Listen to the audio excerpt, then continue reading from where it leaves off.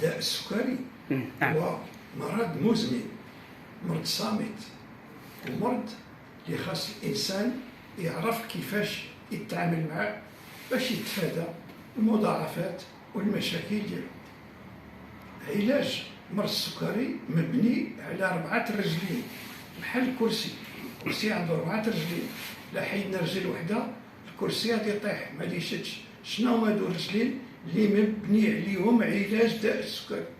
الرجل الاولانيه او الركيزه الاولى هي التغذيه السليمه الصحيه. ثانيا خاص الانسان يتبع تماما، اما الحركه اما يتمشي، ما يبقاش غير جالس.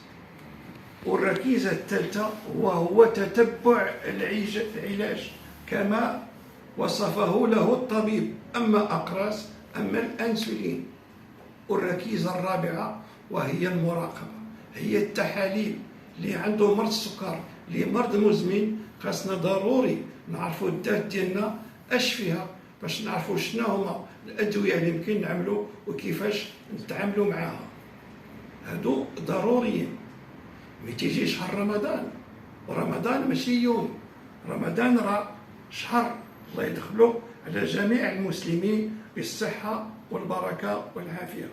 هذا الشهر رمضان توقع فيه التغييرات الاولى اللي توقعوا فيه وهو النوم. الناس ما تبقاش تنعس بزاف، تتسهر، والانسان الذات ديالو ضروري ليها على الاقل النوم واحد 6 سوايع، بالخصوص الناس اللي عندهم العمل ديالهم وعندهم الوظيفه ديالهم.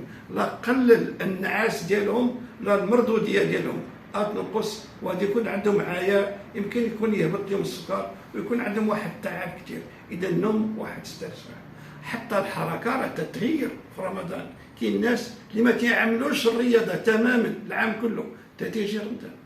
كاين الناس اللي تيخدموا اكثر من 8 أو 10 سوايع وهذا مضر ديالهم. ولهذا اكثر المعامل او المؤسسات او الوظيفه العموميه تيعملوا العمل المستمر اللي ما تيفوتش 6 حتى 7 سوايع.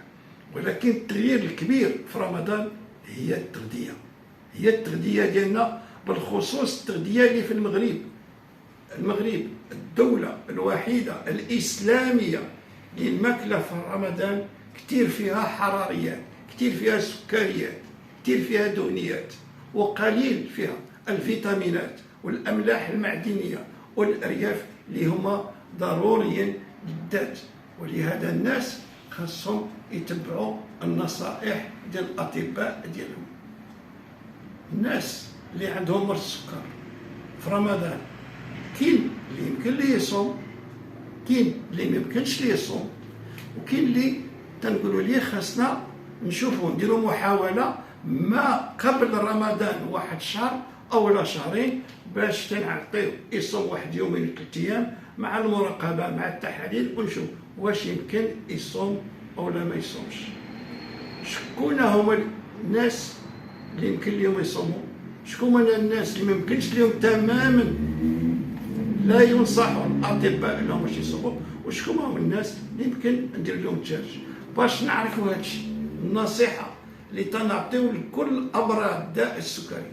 ما نتسناش تيبقى رمضان واحد سيمانه ولا 3 ايام اللي يمشي نزور الطبيب. خاص الناس على الاقل واحد 2 شهرين يمشيو يشوفوا الطبيب، 2 شهرين على الاقل، باش تعمل التحاليل، باش يشوف التحاليل ديال الدم، باش يشوف واش كاين مضاعفات ديال القلب ديال الكلى ديال العينين، باش يعرف واش هذا السيد الصيام واش فيه ضرر او ما فيش ضرر، باش يقرر. ما نخليوش حتى لاخر ساعه. وشكون هما باش نعرفوا؟ كاين معايير، كاين تقريبا واحد 12 معيار. ما بقاش داكشي اللي كان هذه عامين كنا الناس تيدير غير التحليله ديال السكر والخزان وتقول لك واش نصوم ولا ما نصومش. ما بقاش هاد التحاليل غير التحليله بوحده ديال السكر والخزان كافيه. خاص بزاف المعايير، 12 معيار، وكل معيار تنعطيوه نقاط باش تنشوفوا. وهادو هما التوصيات، هادو التوصيات ديال كل هاد الدول الاسلاميه من 2016 غاديين بهاد التوصيات باش شكون اللي يصوم وشكون اللي ما يصومش. وهاد التوصيات راه موافقين عليهم العلماء ديال الدين كلهم بكاملهم تينصحوا بان النصيحه ديال الطبيب خاص المريض يتبعها. كاين ناس اللي تماما ما خاصهمش، ما يمكنش ليهم يصوموا. شكون هما؟ الاطفال الصغار، الاطفال الصغار اللي تيعملوا الحقن الانسولين، الا بعض الفئه ديال الاطفال اللي تيكونوا يراقبوا وتيكون التحاليل عندهم مزيان، تيعرفوا كيفاش يتعاملوا، ولكن مع النصيحه ديال الطبيب ديالهم.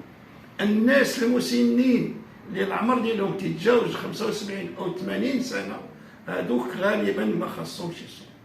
الناس اللي عندهم بالخصوص مضاعفات ديال داء السكري ديال الدماغ، الجلطه ديال الدماغ او الشلل النصفي، ما خاصهمش يصوموا. الناس اللي عندهم الجلطه ديال القلب تماما، اللي العروق ديال القلب ديالهم مسدودين وتيعملوا اما تيسرحوهم اما تعملوا، ما خاصهمش يصوموا. الا بداو الفشل الكلوي يلاه في البدايه ديالو، يلاه خاص الانسان تماما ما يصومش. الى صام يهلك الكلاوي ويمكن يمشي للتصفيه الاصطناعيه لا دياليز. اللي شبكه العين مؤثره، تاثرات واثر عليها داء السكري تماما، هادو خاصهم ما يصوموش. الصيام راه يمكن ياثر عليهم على شبكه العين ويعطيهم فقدان البصر. اذا هادو اللي عنده هاد المشاكل ما خاصهمش. الناس اللي عندهم الخزان طالع، خزان ديال السكر فايت 10، التحليله ديال السكر على الريق فايته 3 غرام، اللي عندهم الحامض الكيتوني لاسيتون ما خاصهمش يصوموا. المراه الحامل ما خاصهاش حتى هي تصوم. هادو كلهم الناس اللي عندهم هاد المشاكل تماما ما خاصهمش يصوموا. شكون هما المرضى السكري اللي يمكن يصوموا؟ هما بالخصوص المرضى اللي عندهم الاقراص ولا اللي عندهم الحميه فقط. كاين مرضى السكري اللي ما عندهم لا اقراص لا انسولين تيديروا الحميه، ولكن بشرط يكونوا عندهم التحاليل كلها سليمه وعاديه وما يكون عندهم حتى شي مضاعفات، وتيكونوا تيتبعوا النصائح ديال الطبيب ديالهم ويتبعوا المراقبه. راه ما يمكنش نصوم وما نكونش نراقب السكر ديالي على الاقل 2 أو 3 المرات ايام الصيام. هذا هما اللي يمكن لهم يصوموا.